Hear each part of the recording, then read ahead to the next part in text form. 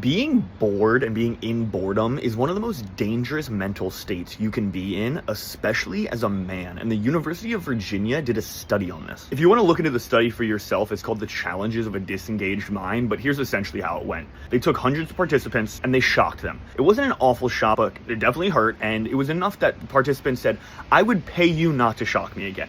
So then what they did is they put them in a room. It was an empty room with a chair and a button and nothing else. And they just had to sit there for 6 to 15 minutes. Now, if they wanted to, they could press that button and feel that shock again. The shock that they said, "I'd pay you not to feel." 67% of men press the button because they would rather have a negative stimulant than no stimulant at all. Now, for women, only about 25% of them press the button. They seem to have a lot more ability to just sit in a room with their own thoughts. And there's nothing wrong with being stimulated, by the way. In fact, stimulation is good. We want that. But there are good stimulants and there are bad stimulants. Examples of good ones: you can go for a run, you can go work out, do art, do work. However, the bad ones are generally easier to get your hands on, and when you're bored, your brain reaches for the easiest, nearest thing.